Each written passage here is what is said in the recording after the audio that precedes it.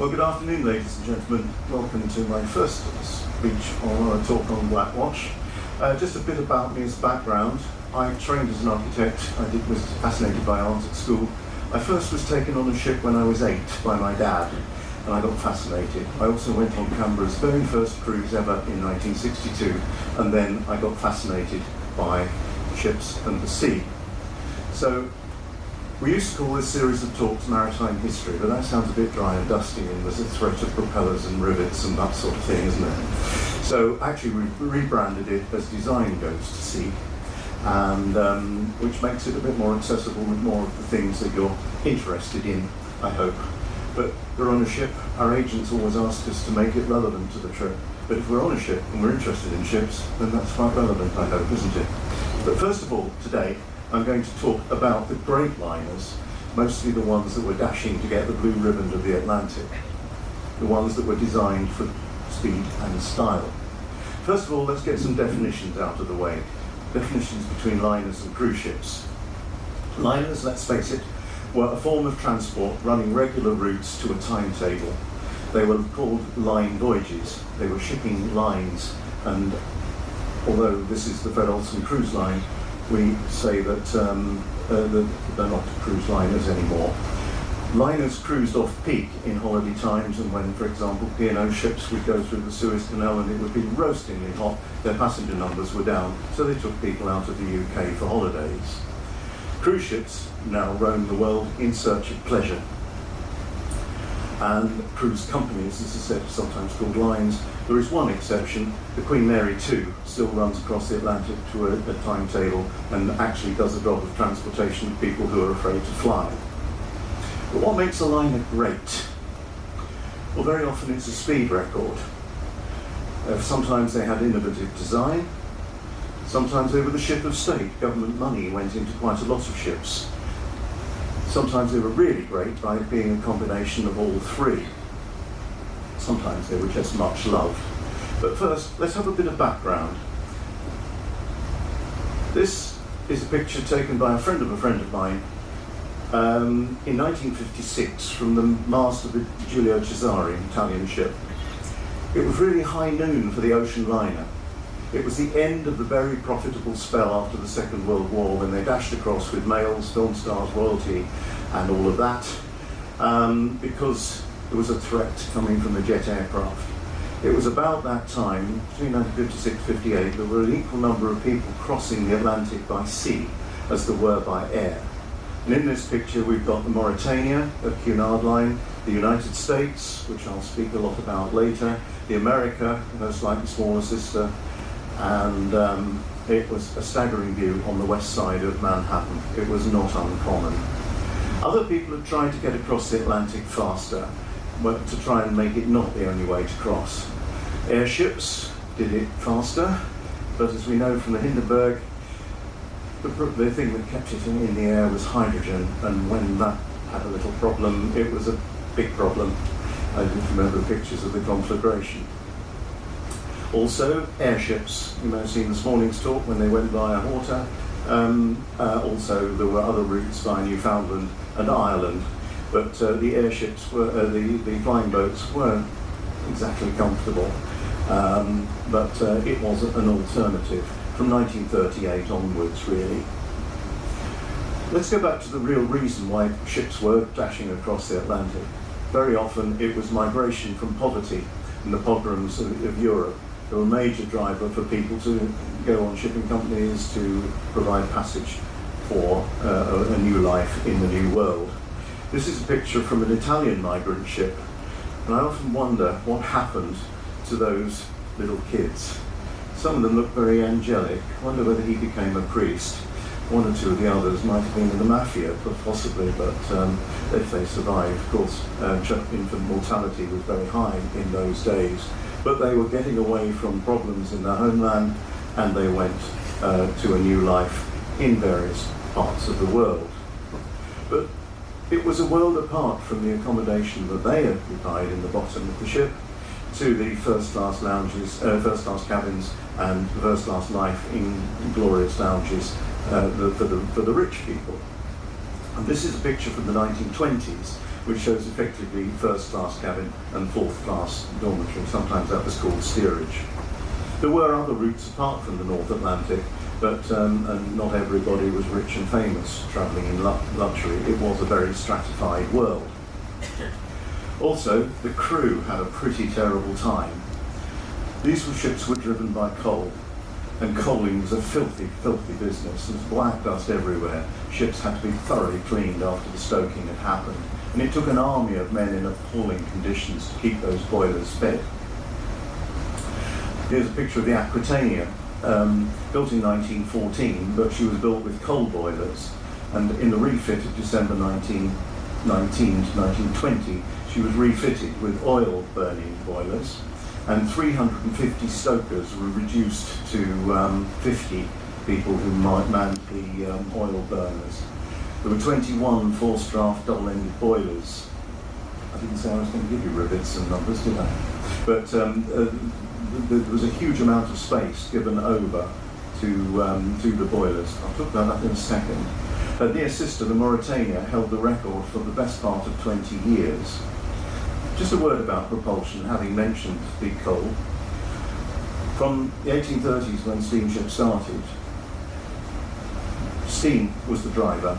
You basically boiled water, and it came off various ways of doing it, but basically water tube boilers produced steam, and they went originally through piston engines.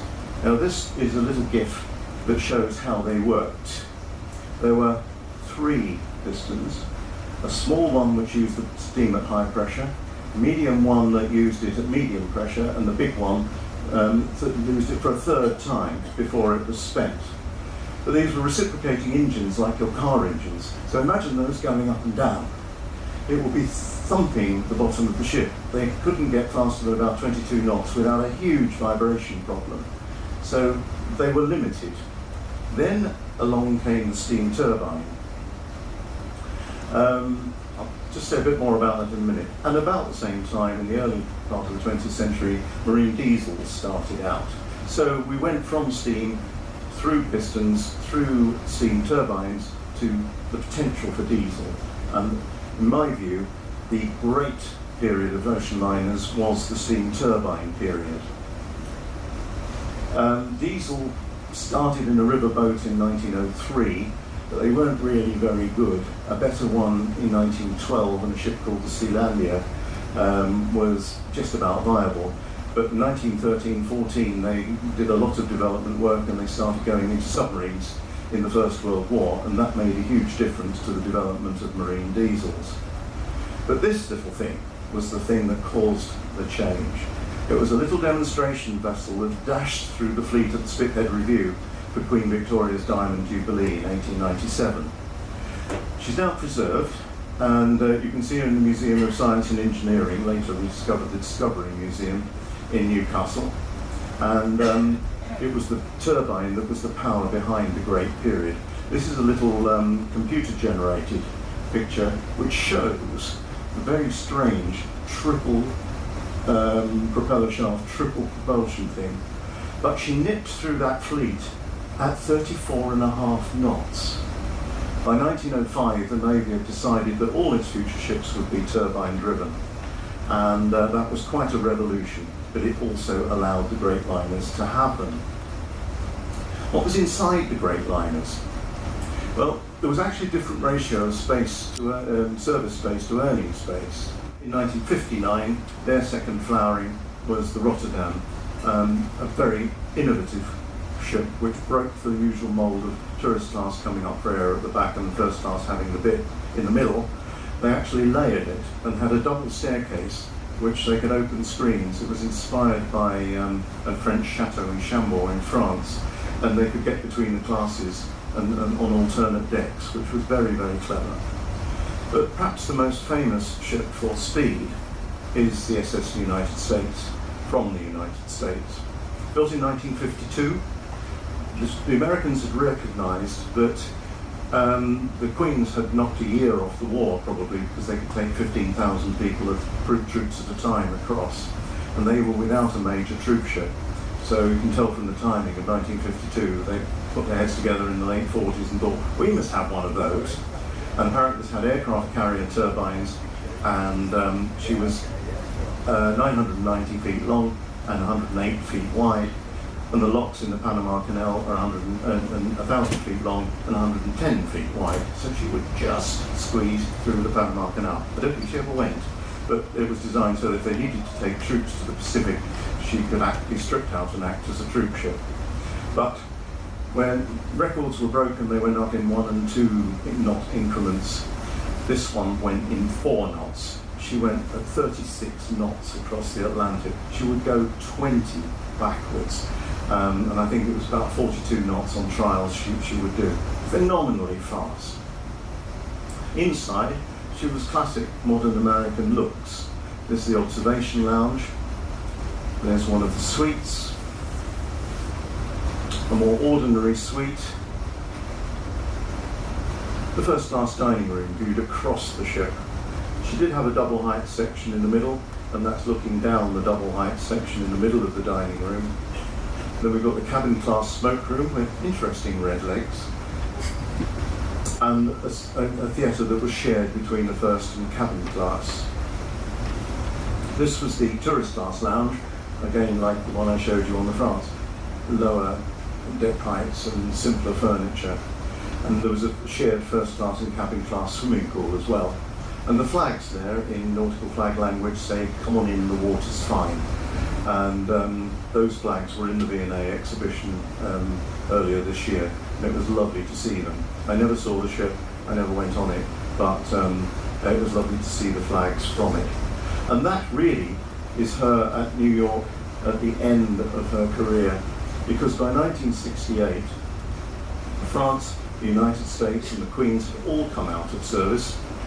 Some took up cruising and other roles, and some survived into the early 21st century, but the glory days were killed by the jet, which is ironic really.